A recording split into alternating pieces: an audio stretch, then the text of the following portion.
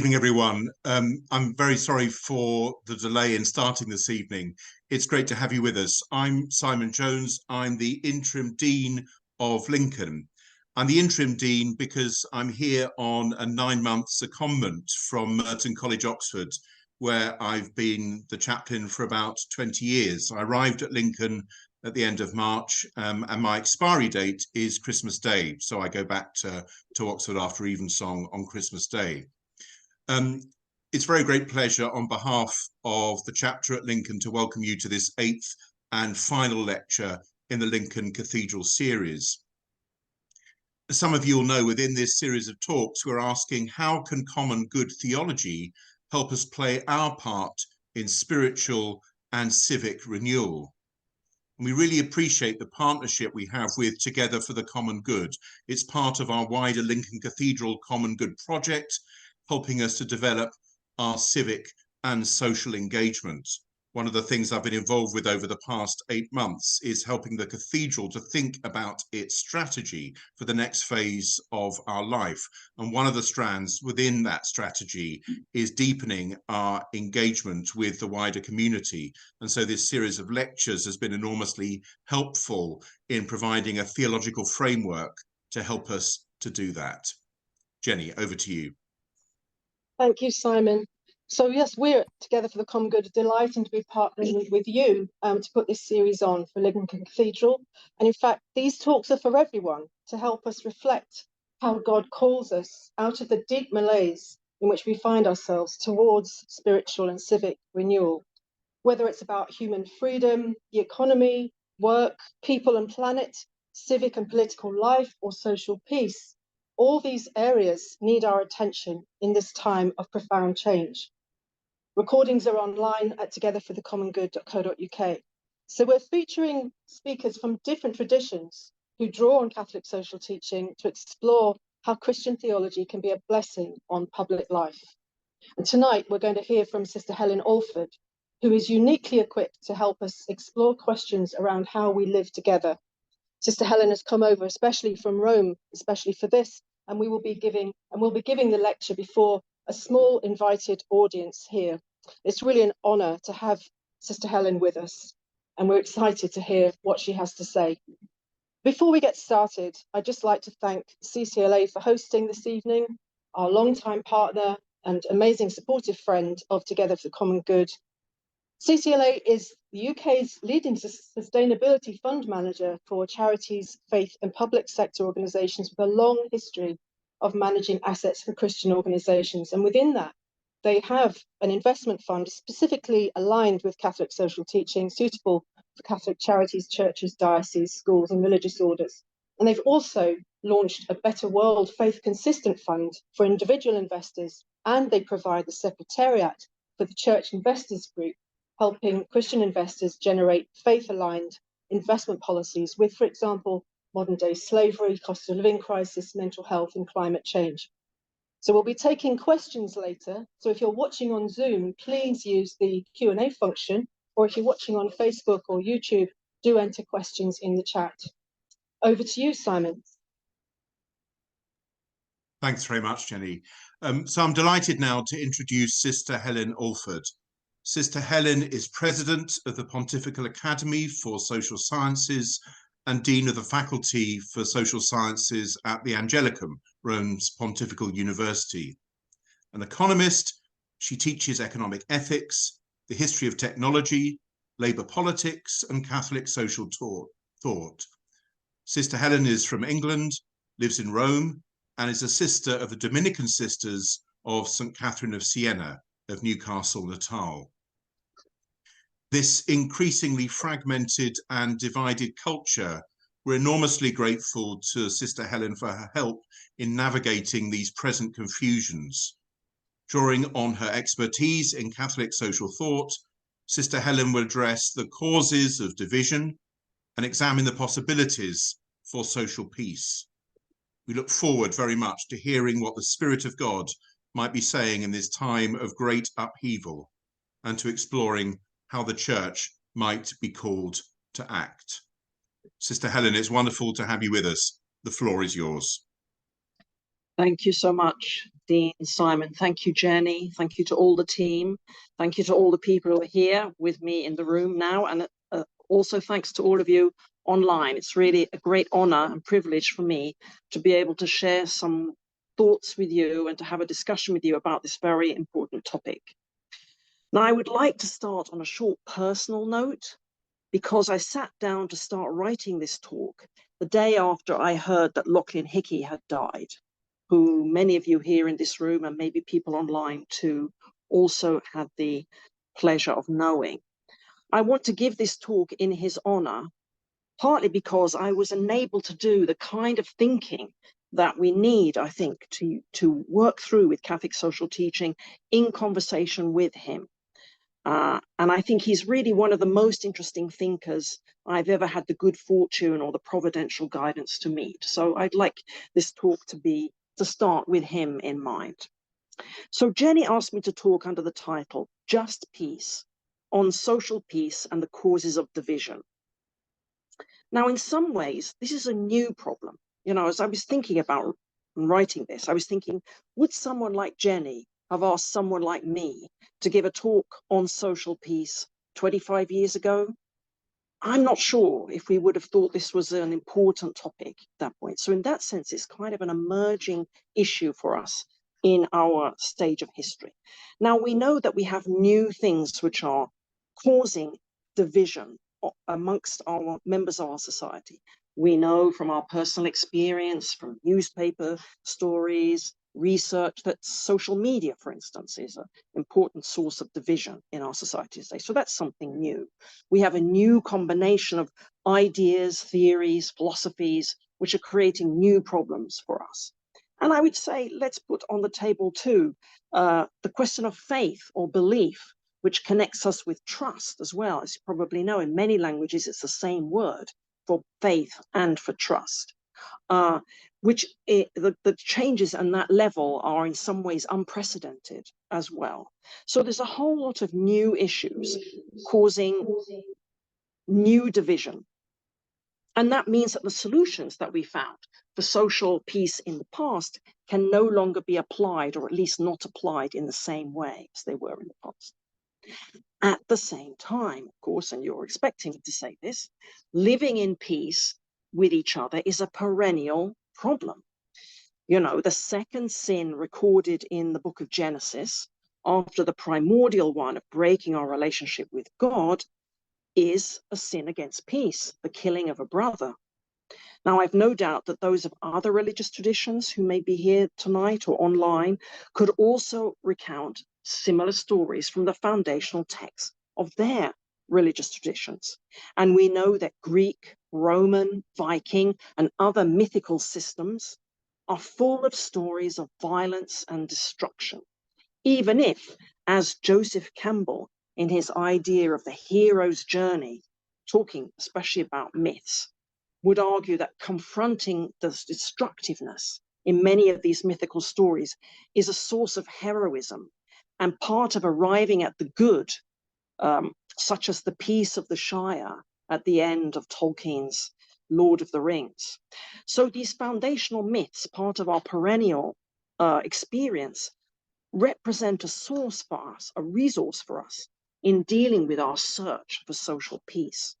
Now, I'm not going to talk about these myths from now on, but if you wanted to bring them up in the discussion, I would be very happy about that, because I think the storytelling issue is very important for our problems today, and also the arts in general, whether they be visual, auditory, talking about music, of course, or something like culinary arts. We think about food and the way in which that's a crucial element of peace building, or any other kind of poiesis, if we can use that Greek word, the making of something good and beautiful in itself, which of course is very closely connected to praxis.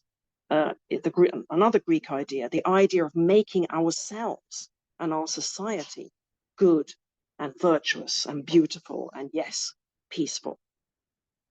So in this face of these two things, new problems and perennial issues, I want to be like the householder that Christ talks about in the Gospel of Matthew, who brings out of his treasure, out of his house, a treasure that is new and old.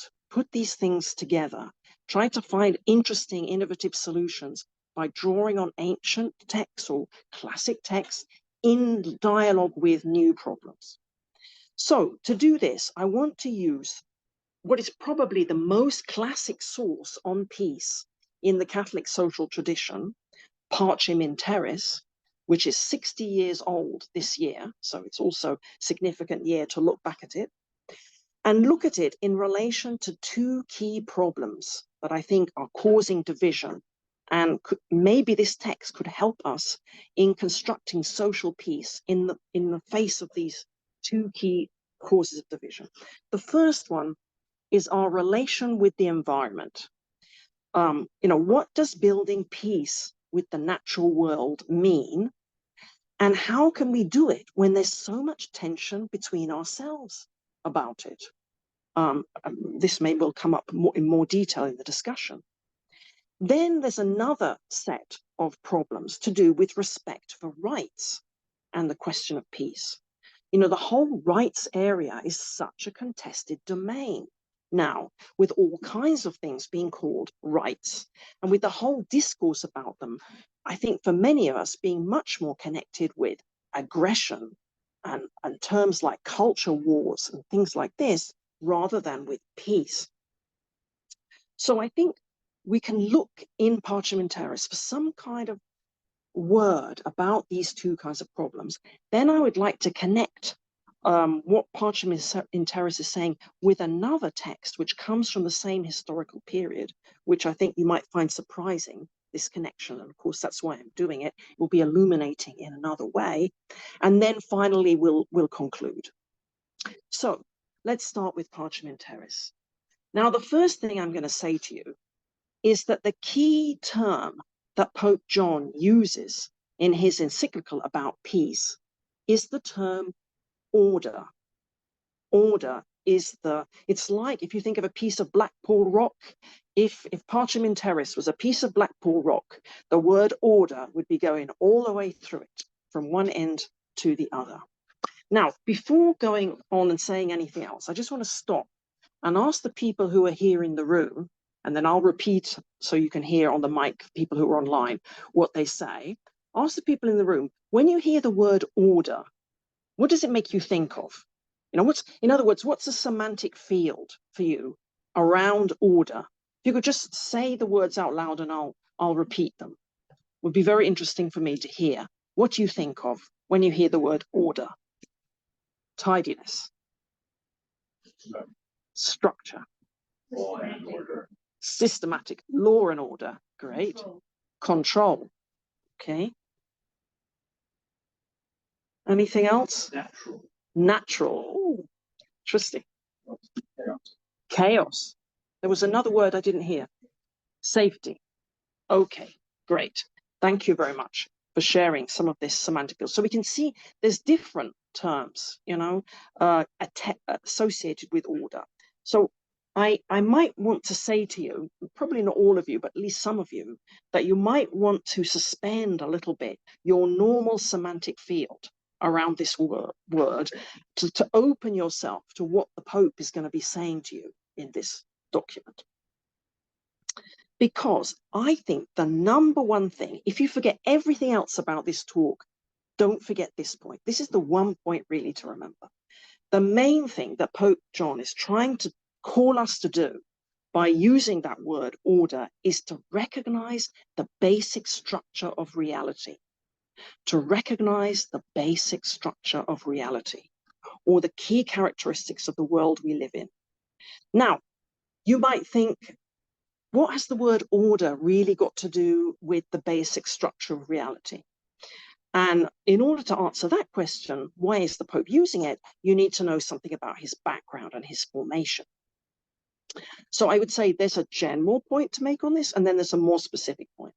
So the general point is that Pope John, like all Catholic priests before the Vatican Council, was formed within the manual traditions, and all these manuals were full of quotes and bits of St. Thomas Aquinas's thinking. You know, modern Thomists would say it was a distorted kind of Thomism they got, but nevertheless, they certainly got a lot of concepts and ideas out of Thomists, of St. Thomas's thought. And order is one of them. Order is a very, very important term for St. Thomas. But there's also more specific background that we can get from the diaries of Pope John himself. In the Second World War, in 1942, he was the apostolic delegate, so the representative of the Pope, to Turkey and Greece. That was his job. He was in Istanbul. And he started a retreat on the Feast of Christ the King. For those of us Catholic, we had that yesterday, that feast. He started a retreat on the Feast of Christ the King in 1942. The retreat giver was giving him a talk about the image of the perfect bishop using texts from Isidore of Seville.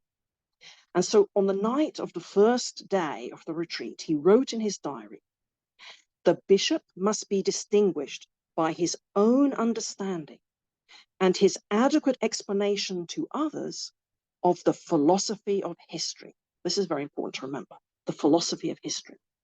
Even the history that is now before our eyes, adding pages of blood to pages of political and social disorders, middle of the Second World War.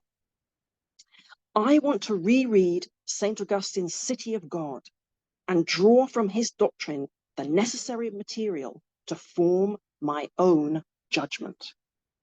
So he goes to read the City of God, and any of you who know anything about St. Augustine's City of God will know the key idea that he has connected with peace is the idea in Latin, tranquillitas ordinis, the tranquility of order.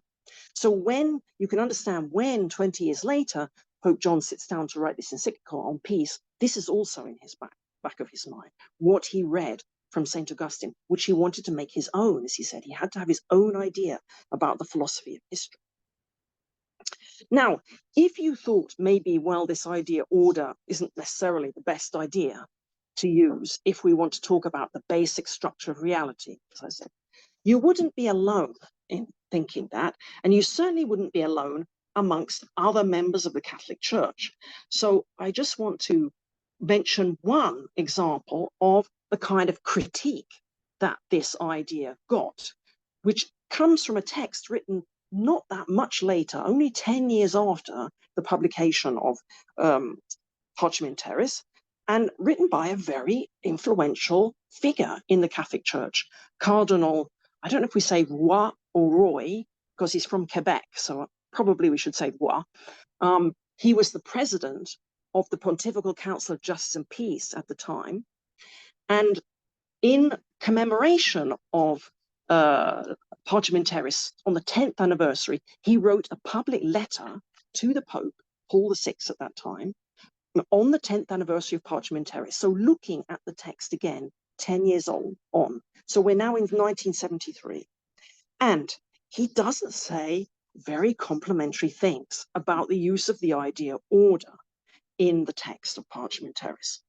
I quote, "This word," so order, "this word jars the modern mentality, as does even more the idea that it summons up," so the semantic field around order, "a sort of complicated organic scheme or gigantic genealogical tree in which each being and group has its predetermined place. Everybody knows where they are and it's fixed." And then he goes on to say, it would be much better if we used other words. And he gives a whole series of other terms. And the last one is the concept of values, he says, which is very much used today. In other words, we should really be using more modern terminology. Now, I think, I don't want to make a judgment about Cardinal Roy. Maybe in 1973, there was very good reason for saying that. But I think in 2023, in the different circumstances that we are now, a recovery of the idea of order as presented in Parchimentaris could be very useful for us in dealing especially with those two problems I mentioned at the beginning. So, as I said, the idea of order runs through Parchimentaris from beginning to end. The very first phrase I just read to you, peace on earth which man throughout the ages has so longed for and sought after, can never be established, never guaranteed, except by the diligent observance of the divinely established order.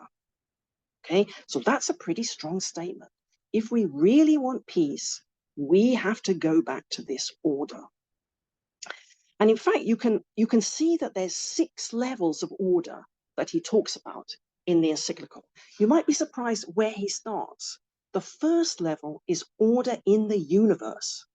He starts with the universe, which I think is very interesting given our environmental problems today. We'll come back to that later.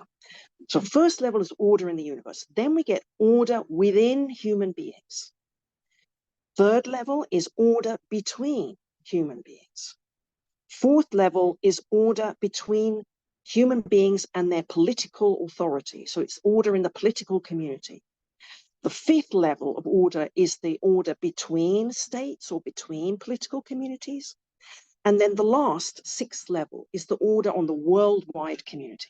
Now, we're not going to say much about the top levels of the order. We're going to mostly focus on the first 3 or 4 levels in our talk, but it's interesting to see how he uses it at all these different levels. Now, before looking at those early stages, I want to say one general point, which actually also comes from the encyclical, because the Pope says in the course of his document that order in the world can be described partly in scientific terms, but also refers to the overall goals of human beings and their relationships. And that means we need to use philosophy and theology as well. So we need science, philosophy, theology to talk about order in its complete sense.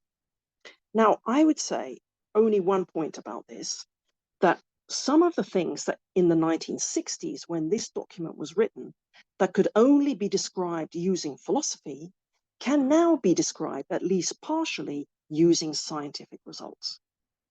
And that's very interesting, I think, for us. For instance, one of the things the Pope will say is that we are naturally social beings, you know, and we could just imagine the average economist in 1960 thinking, well, that's just an old priest coming out with that stuff. Absolutely not.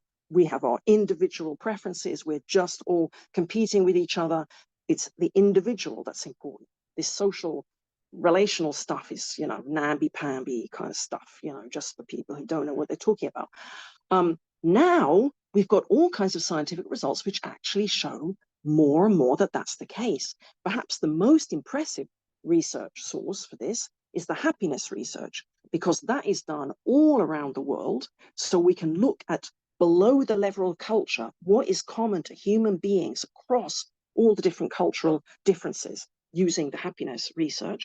And what we find is that at low levels of income, if you increase income, you increase happiness. So you could say, well, that could be compatible with an individual idea, because, you know, I get more money, I can buy more things, I can achieve more of my individual objectives, and I feel more happy. So the two things go together.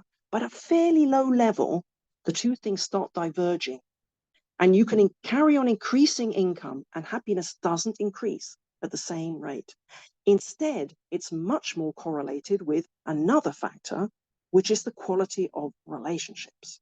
So this is a really interesting scientific result, which converges with the philosophical result. We can also get similar results coming out of genetics or out of game theory, for instance. There are lots of different sources for now showing that we are very socially oriented beings. And if what we're talking about, remember that first phrase I said, forget everything else, but remember the first phrase.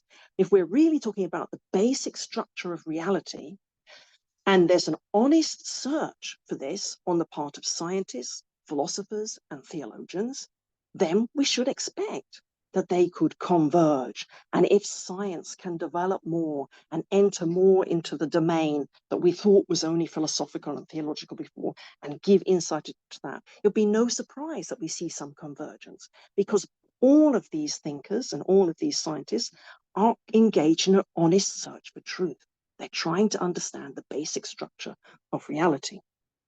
So with that said, let's look at the first stage in Pope John's use of the idea of order. As we said, it's order in the universe he starts with. Now, my guess is that this idea would have been less striking to an audience in the 1960s than it is to us now, which may explain why this part of the text is very short. It's only a few sentences, a couple of paragraphs. Nevertheless, what he's written here is quite striking.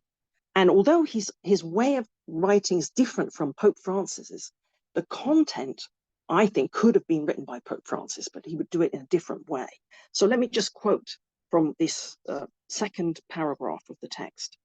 He says, that a marvelous order predominates in the world of living beings and in the forces of nature is the plain lesson which the progress of modern research and the discoveries of technology teach us. And then he goes on, and it is part of the greatness of man that he can appreciate that order.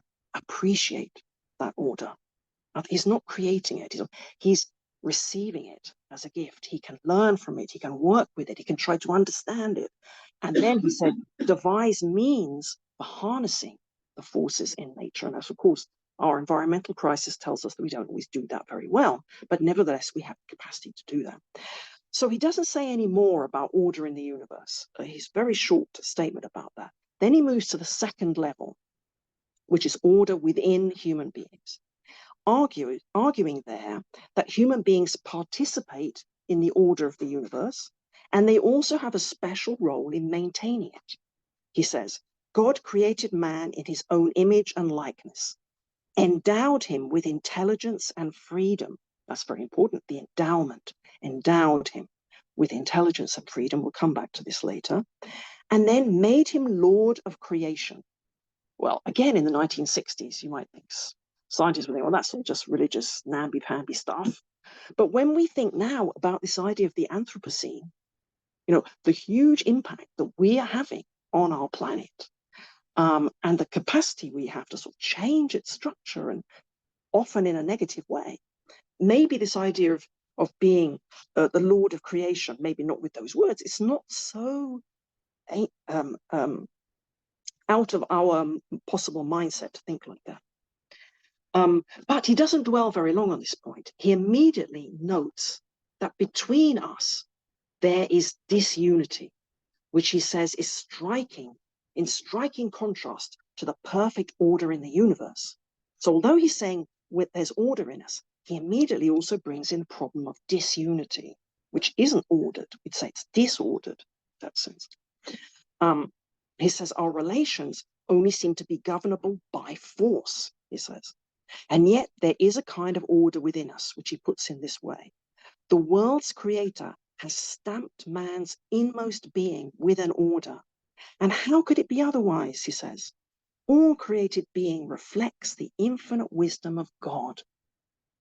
It reflects it all the more clearly the higher it stands in the scale of perfection.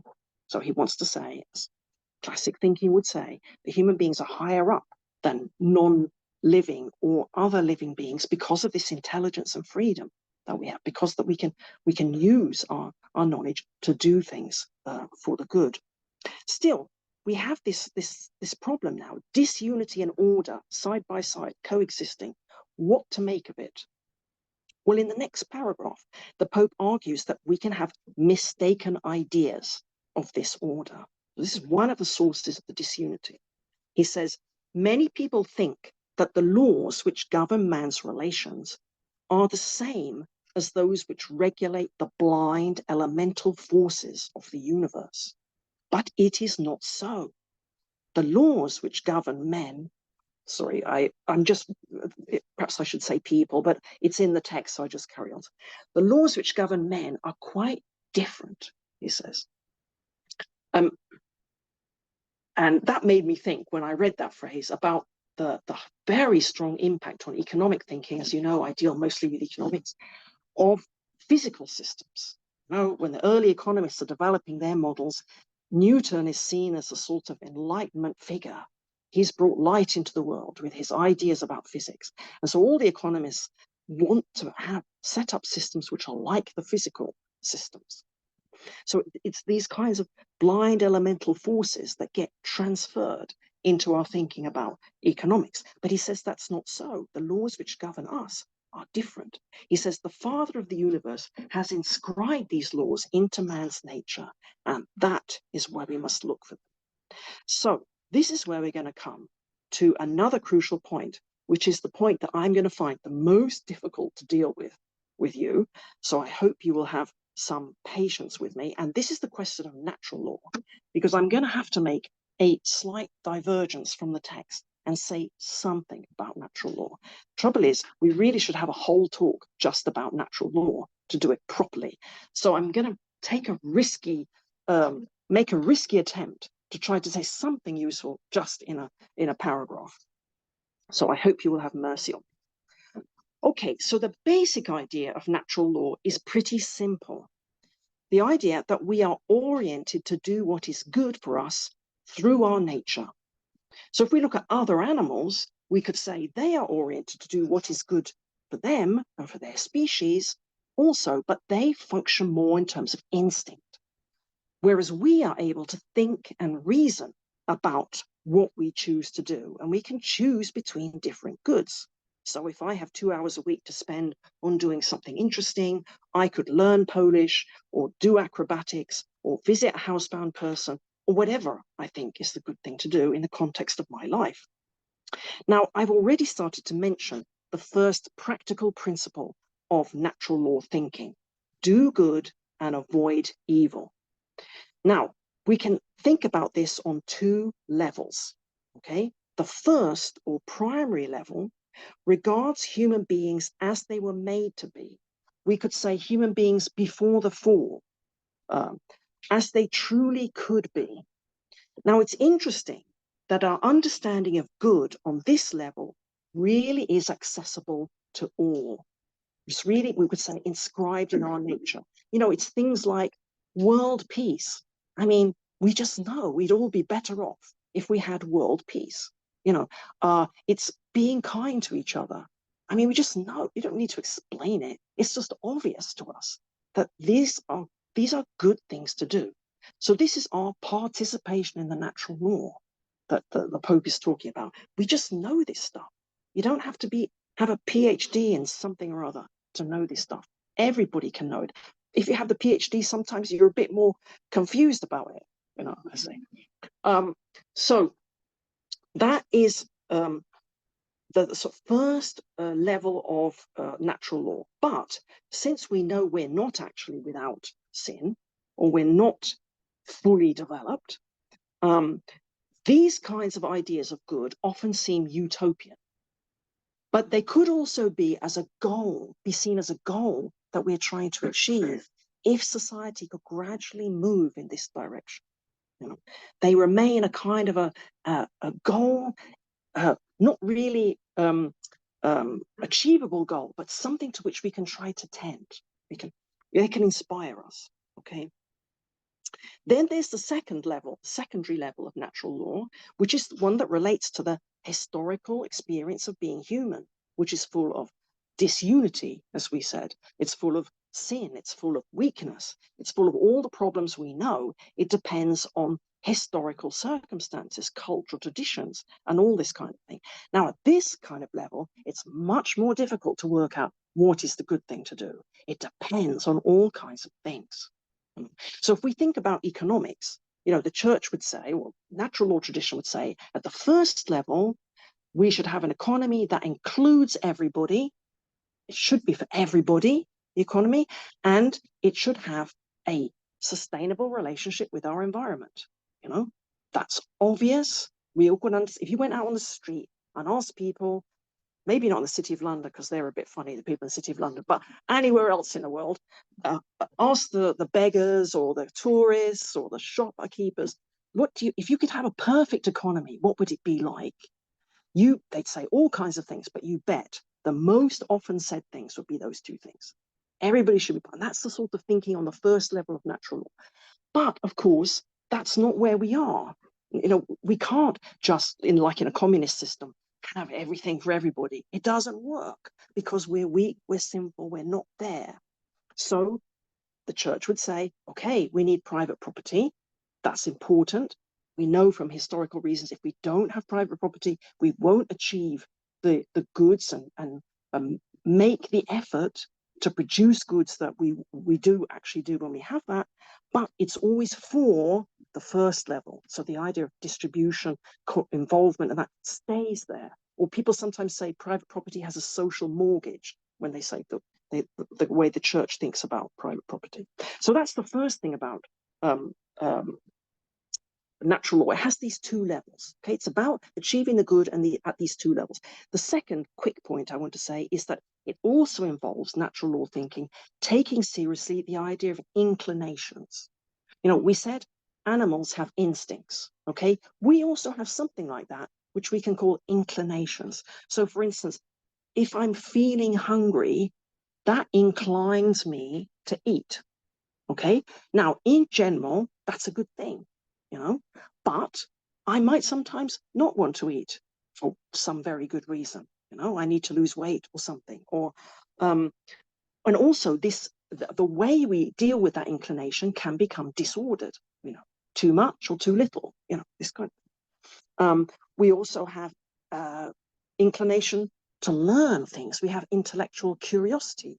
Now, that usually helps us do good things as well. We learn new things, we get new knowledge, but again, it can be misused. And this is leading us towards a corollary body of thought about virtues, which any of you who know about natural law thinking will know a lot about.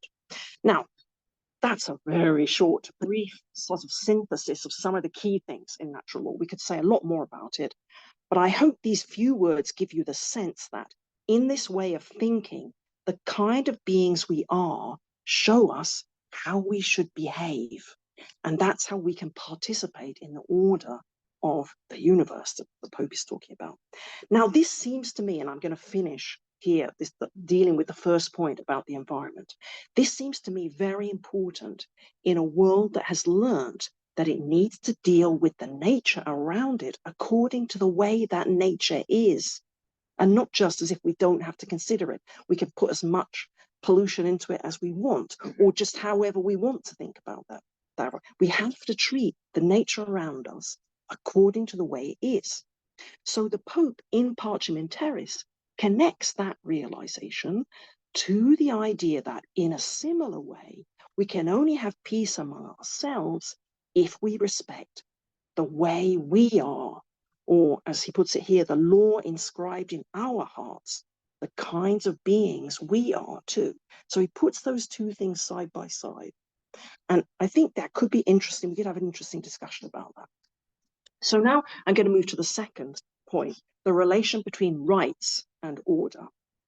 Now, at the third level of order, when he's talking about the relation between human beings, Pope John focuses on the recognition of what he calls one key principle. And this is what he says, a principle of this order, that each individual person is truly, or each individual man is truly a person. Whoops. Anyway, his is a nature that is endowed with intelligence and free will. Again, we get this idea of being endowed again. Intelligence and free will. As such, he has rights and duties, which together flow as a direct consequence from his nature. These rights and duties are universal, inviolable, and therefore also inalienable. Now, then he goes on to discuss some of these rights. I think there's about 25. It's a little bit difficult to know because sometimes he repeats the same right in different ways, and you're not quite sure if he's trying to say something different, but it's about 25 rights that he lists, and he backs them up with quotations from St. Paul, early church thinkers, Aquinas, and recent popes. So you can see he's trying to say this rights language is absolutely solidly in the Christian tradition. He's using absolutely standard sources to back up this thinking. But then he moves on to the corresponding duties. Now, at this point, it's interesting to note that the drafters of the Universal Declaration of Human Rights also wanted to include duties in their document. That was the original plan. But since they could not get an agreement on the duties, they ended up publishing the declaration only with the rights. That was different from the original plan. Now, duties, of course, place rights within an order, since we obviously can't have rights if we're in a community, without the duty to respect them. However, Parliamentaris doesn't start, when it's talking about duties, with our duty to respect the rights of others. It actually starts in a different place, with the duty we have to respect our own rights. This is what he says about this. The right to life involves the duty to preserve one's life. The right to a decent standard of living, the duty to live in a becoming fashion. The right to be free to seek out the truth, the duty to devote oneself to an ever deeper and wider search for it. So the first thing he says about duties is our duties towards our own rights. Because, of course, we've received these rights. We've been given them. We've been endowed with them. That's the word he usually uses. So this, as I say, reinforces the sense that we are endowed with rights. We are given them as a gift through our nature.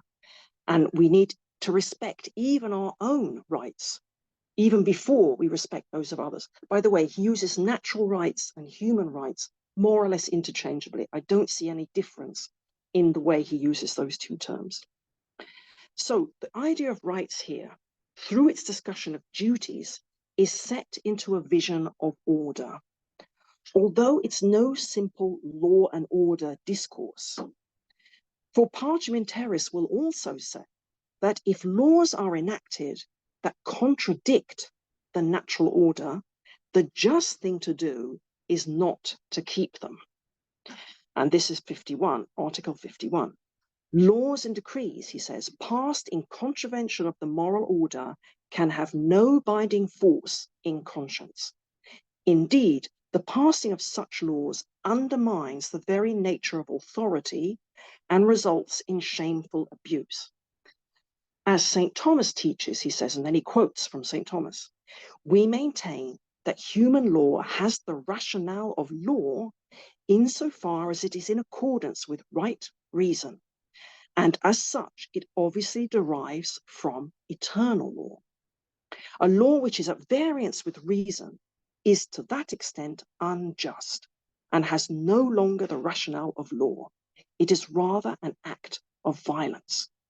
Now, I went into that in some detail because this allows me to make the third step, which is to connect Parliamentaris to another document that came out 5 days after Parliamentaris was published. Martin Luther King, who publishes on April the 16th, 1963, the letter from Birmingham jail, quotes exactly the same text from St. Thomas that we just read, that is quoted in Parliamentaris.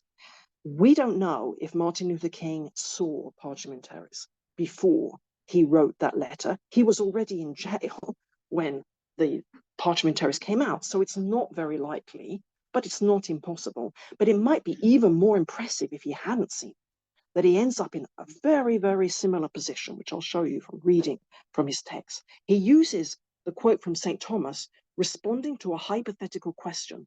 How can you, Martin Luther King, advocate breaking some laws and keeping others? And he says the answer lies in the fact that there are two types of law, just and unjust. A just law is a man-made code that squares with the moral law or the law of God. And then he says, to put it in the terms of St. Thomas Aquinas, this is actually written by his own hand in the letter, to put it in the terms of St. Thomas Aquinas, an unjust law is a human law that is not rooted in eternal law and natural law. So what do we see here? Both Pope John and Dr. King think that authentic rights claims and right order are mutually implied rather than being opposites. Keeping order should be about maintaining authentic rights, and that the ground of both these, the rights and the right order, is the nature with which we are endowed. Now, given how important Luther King is in debates about rights today, pointing out his use of the same ideas of order and natural law that we find used in Parliamentaris, in classic Catholic theology, may be helpful to us in building social peace. So now I've made my 3 main points. I want to conclude. I would like to return to the question of faith in the crisis of today's society. In another part of his letter, Martin Luther King argues that crisis is an important moment for people to realize what is unjust in their society and to have to face that. However, an important French philosopher, theologian, Jean-Luc Marion, in his 2017 book, The Catholic Moment, argues that the problem for us in the West is not that it is in crisis, but that it is not in enough of a crisis. It is, he says, in stagnant decadence, or he says, a crisis of crisis. And he carries on, it is precisely by the infinite deferral of the moment of crisis that the modern world defeats the gospel, since the gospel is a call to crisis that demands a decision. So perhaps, insofar as we are no longer able to defer our crisis, we may be more open to face the wrongs of our age and more open to the need for the kind of thinking about order and natural law that Pope John proposes to us as the basis for peace. This, at least, is what we found in the economic sphere after the financial crisis. As the experience of Blueprint, in which many people here, and Lachlan, the fellow I mentioned at the beginning, was pivotal, showed clearly after the financial crisis, things changed. People started asking different questions. They started looking for new answers. So the crisis in that sense was really tough, but it did break something open, start something new. I think Ayaan Hirsi Ali's recent announcement of her adoption of Christianity is also instructive. What she talks about in her Unheard article is not so much the promise of personal salvation, although I think that's also part of it, but more that Christianity has demonstrated its capacity to build a culture that, and she says, consists of an elaborate set of ideas and institutions designed to safeguard human life, freedom, and dignity, from the nation state and the rule of law to the institutions of science, health, and learning. Now, whether others who have realized what she has realized will follow her in embracing Christianity is yet to be seen. In the meantime, it may suggest ways in which our catechetical programs could be usefully modified. At any rate, for now, the goal of this talk has been to suggest that the old idea of order in connection with that of natural law, as presented by Parchimentaris and along the side of that Martin Luther King in the letter from Birmingham jail, could help us in dealing with two of our new sources of division and in building social peace in our day. Thank you very much. Thank you very much, Sister Helen. That was absolutely fantastic, a very, very rich presentation. We're enormously grateful to you. So we're moving now to the Q&A section of proceedings. Please remember you can submit your question in the Q&A function on Zoom or on the chat on Facebook or YouTube. So while you're thinking about your questions, I wonder if I could use my prerogative as co-host to ask the first question. And that is to go back to what you've been talking about in terms of natural law, and to ask what the implications for what you've proposed are in the situation where people, even people from the same faith tradition, fundamentally disagree as to what constitutes natural law, and so how that can be used in that sort of context. So from my own sort of Anglican perspective, I'm thinking particularly issues around sexual ethics, but I think it could relate to a number of different areas, and therefore sometimes in our cancel culture that we live in, any sort of dialogue between people who adopt different positions as to what might constitute natural law isn't possible. Okay, thank you very much for this question. Well, I think my first answer would be that, or the first part of the answer would be that it would be part of natural law to recognize intelligence and freedom. We said that many times in the document. And so I think the differences between us, which may be a source of disunity, but can sometimes also be an enrichment, depends what kind of difference and diversity we're talking about. We need to allow each other to be free to express our opinions about this. And that is the way where we can really learn from each other. So I think that I don't think, we're always going to have problems, especially in new situations, with new technologies coming in, new kinds of relations between the different parts of the world. Things are changing all the time. History is changing.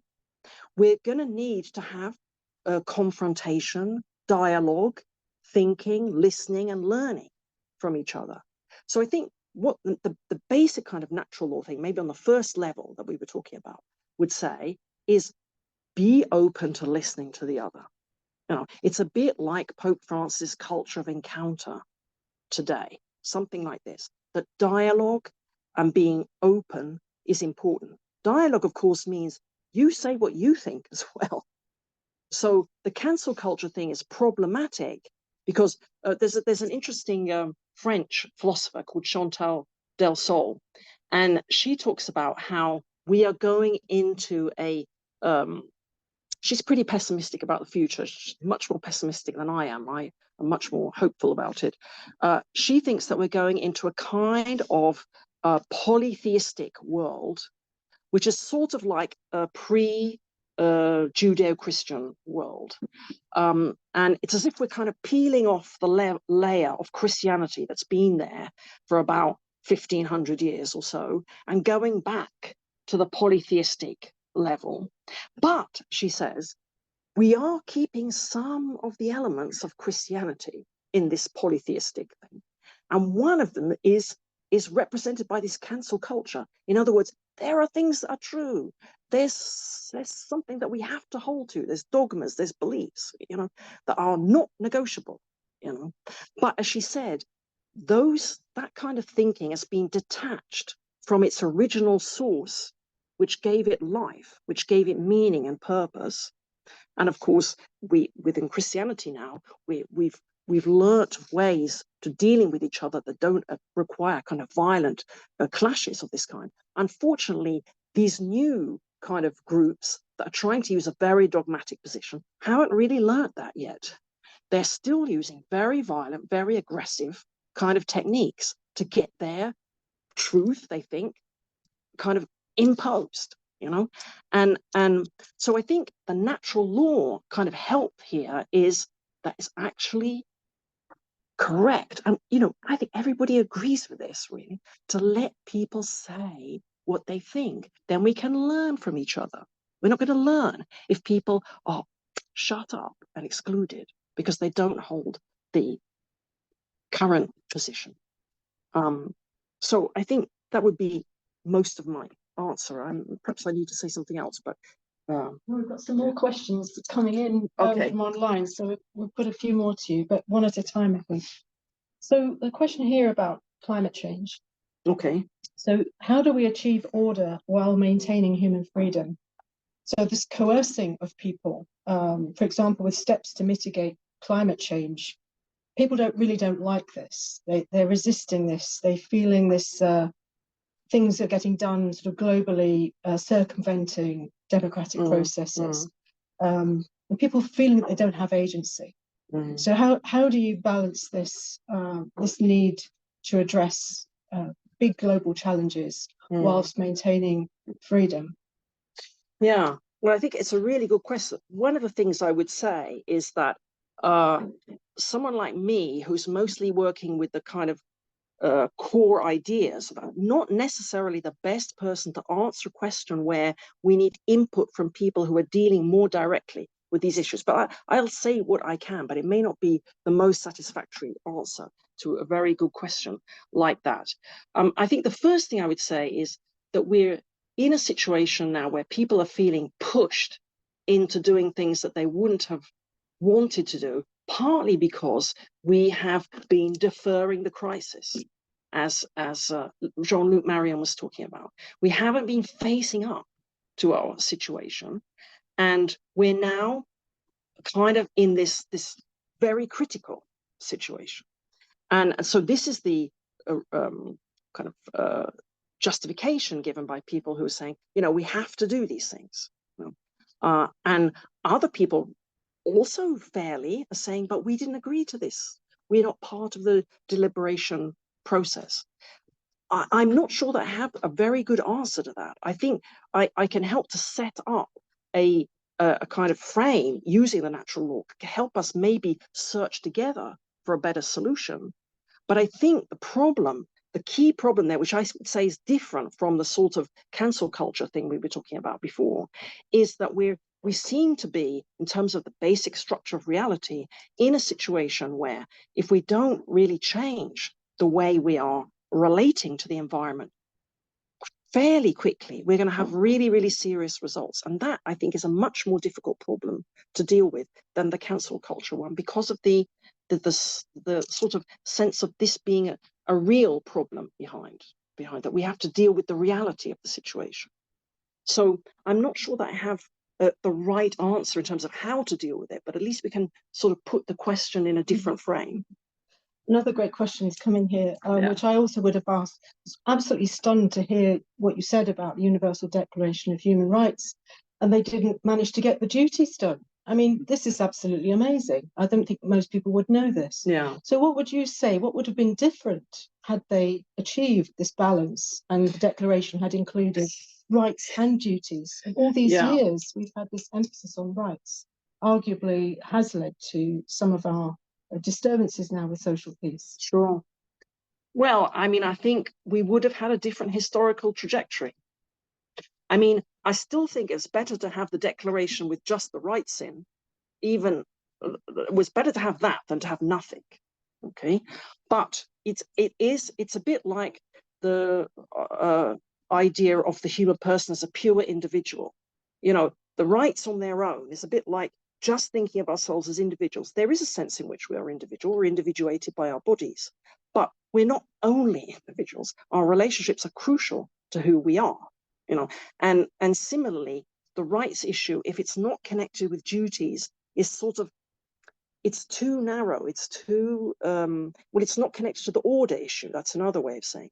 Now, one other thing I'd say about that is one of the drafters, who was a Lebanese jurist, René Cassin, he, I think, it kind of response to this problem, he tried to say, well, the rights belong to each other in a kind of a system. And he had this idea of a Greek temple.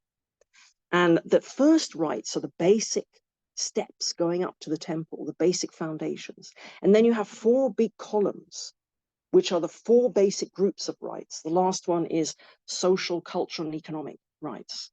And then you have the apex of the temple, which is holding it all together.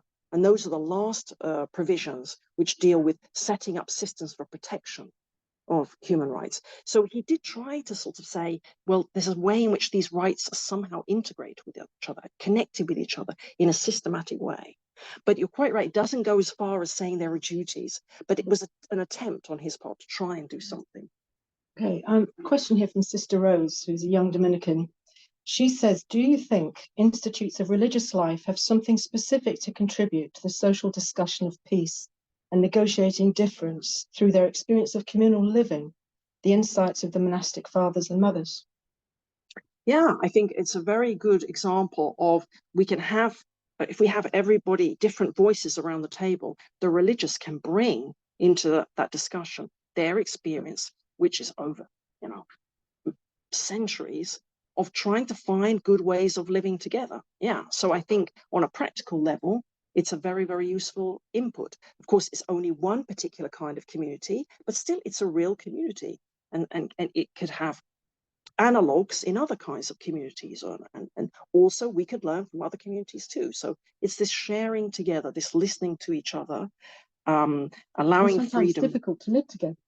Yeah, sometimes difficult to live together. So you've developed ways of trying to do it. The rules and the constitutions and other things help you, get over those problems. Yeah. Okay, another question, anonymous questioner, is saying the common good, how can it address the othering of asylum seekers that seems to increase year on year? Especially being an economist, you must have thought a lot about this. And I'd also like to add into that this sort of this tension between understanding of the needs of refugees and asylum seekers, economic migrants, but also balancing the understanding of citizenship, which Catholic social teaching is always trying to balance, isn't it? This understanding of belonging versus also welcoming the other. So anything you'd like to say around that? Well, I think that's you've phrased it very well there, Jenny, that as we know, Pope Francis especially is so concerned about the problems of migrants and of being welcoming and opening to migrants.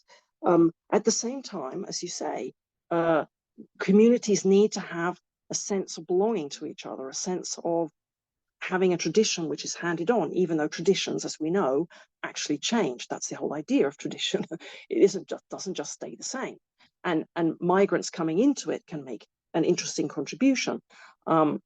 So I think, again, it's the sort of thing, it's a bit like the problem with the sexual orientation and how it gets very divisive very quickly.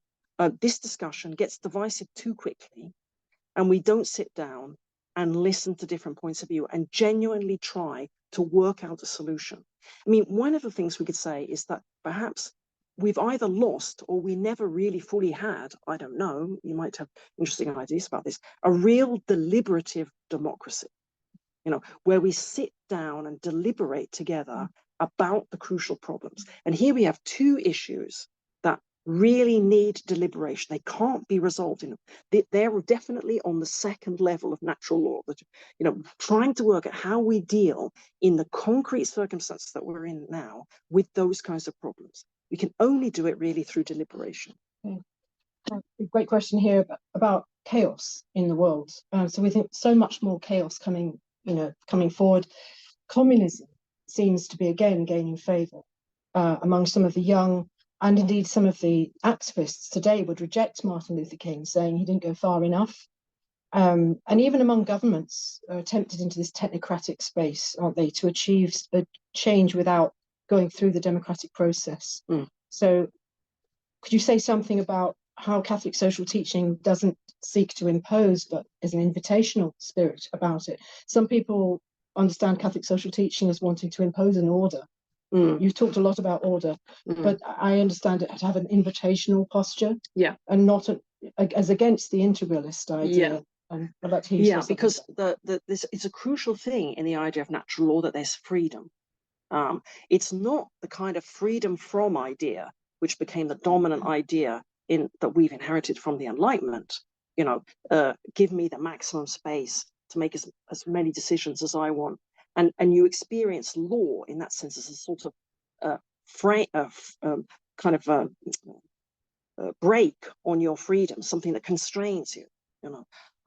The freedom in the natural law tradition is much more about being able to develop the kind of person you could become, to become the virtuoso or the great musician or the great linguist or something. It's that kind of freedom which is much more central to the natural law thinking. So so the problems that you're talking about, kind of extremism amongst activists and the interest in communism or the technocracy, in a way, they are, again, kind of extreme or maybe not adequate responses to the problem, because they're not based enough on the basic structure of reality that we're talking about, which the Pope is trying to get at there. And in a way, they're kind of simple solutions, especially the technocratic one. Look, just let us resolve it, and they don't want to do all the difficult, messy, hard work that is necessary to have that deliberation, to have that sharing. Another question on climate change from Sarah P. On the question of climate change, presumably an economist like yourself would say we need to value resources like the Amazon properly as systems, and you start by persuading people of the need to protect natural resources like water and soil and so on, instead of starting with abstract ideas. So your question of order would also allow the substructures of orders of ecosystems, she says. Yeah, well, again, I mean, here you would be saying that there's a sense of balance. Perhaps that's another word we could use. There's a system. You know, we talk about ecosystems. I mean, that the whole thing is working together, and so our economic system, which is our kind of created by us, it's not natural in the sense that the nature out there is natural. It's our creation. It's our poesis, if you like, or praxis. That system needs to respect those resources, the nature of the world around us. Now, that will mean that we need to, for instance, give value to things that we just discounted before. You know, we didn't include those things before in the evaluation. So there's a big thing now about how do you give value to natural things, natural capital, and all this stuff. So there's all different ways now, people trying to find ways of doing it. We haven't, I don't think, got the big breakthrough yet. We'll probably get a few Nobel Prizes in the next few years, people trying to work on it, you know. I'd love to get on to a couple more quick questions before we have to end. So some people unfamiliar with Catholic social teaching, or indeed Christian social theology, would say, why on earth is the church getting into this kind of space? Shouldn't it just stick with evangelism? Wouldn't more evangelism solve all these problems? We bring people into relationship with Jesus and everything gets solved. So what would you say to that? So, I mean, this is your life. You're immersed in these questions. Yeah. Well, I mean, I haven't really talked a lot about the spiritual and religious side. We did have some statements in there. And so this talk is focused on the question about social peace. And I tried to use resources that are more open to wider discussion. So although they're religiously influenced, they're also philosophically kind of founded. But I think that one of the crucial things we have to accept today in the world that we're in, that as human beings, as Christians, we are part of a system where we can change what is happening. So whereas for most of Christian history, you know, probably the first 1750 years or so at least of it, the main thing we had to do was to preach the gospel and help people deal with the sufferings and injustices of life and try to live their best they could in the face of all those things with the help of grace. Now we have this whole other dimension, because we're not only, people do have to deal with injustices and sufferings, but we can also change systems. We realize that. So the impact of the gospel needs to come into that as well. And that was the thing that really impacted Ayaan Hirsi Ali. How much Christianity has changed the world that we're in. It's changed the systems.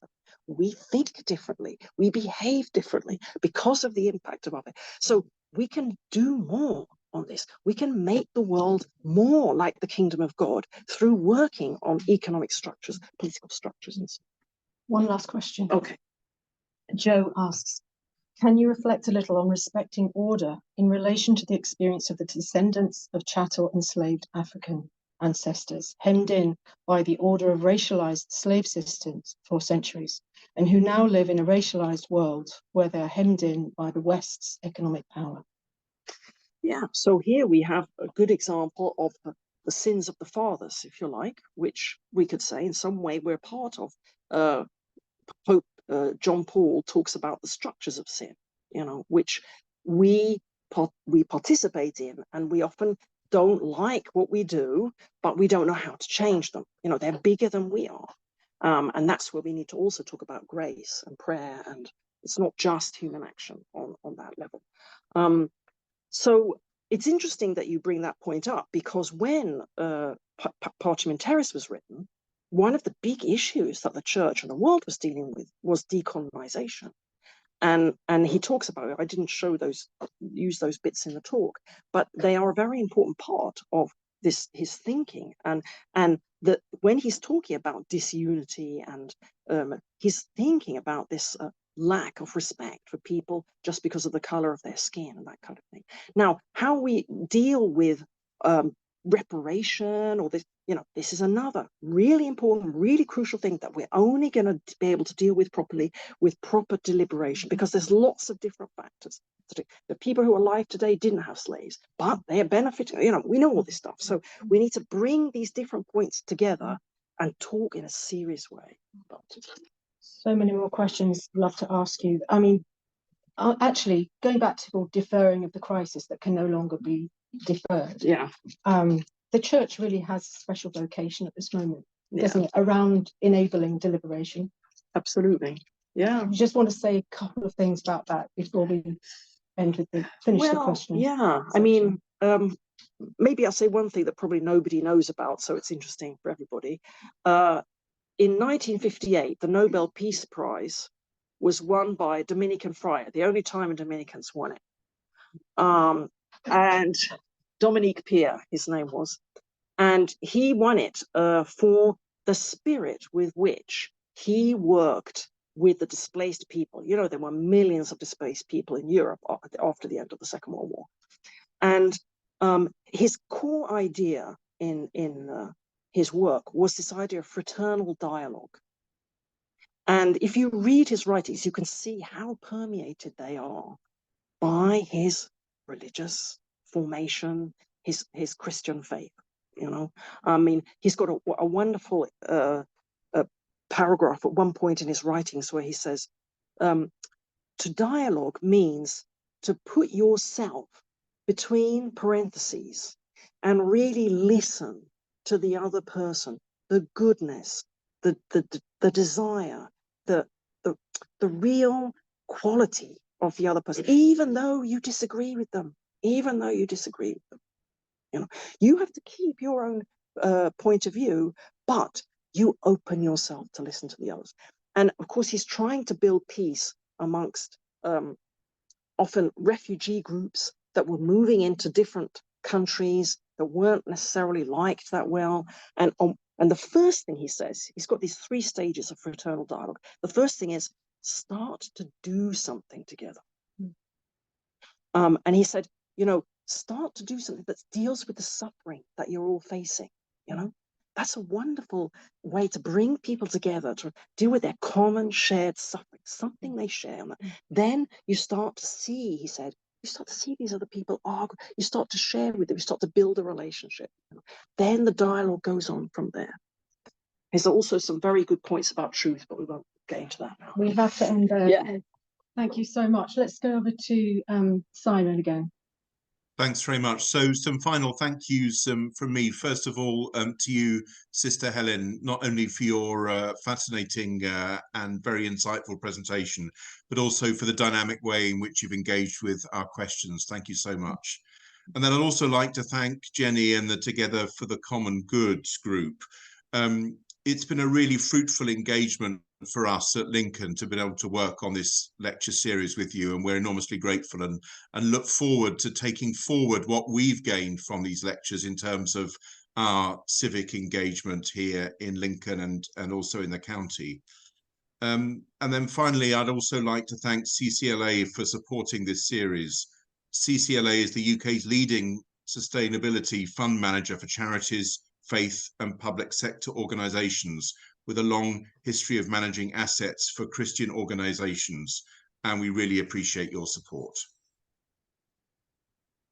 Thank you, Simon.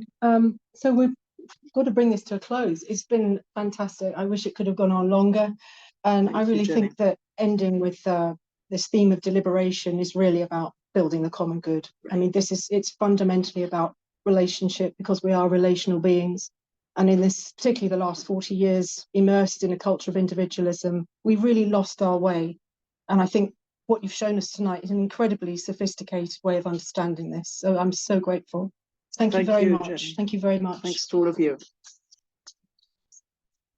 So just to say, the recording and the text from tonight, we will make available online with all the others, and do share it, get other people involved.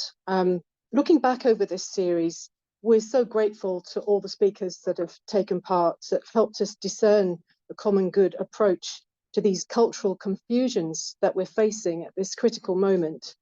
We're really interested in your feedback, so please do get in touch with us and send us ideas for what we might do next year.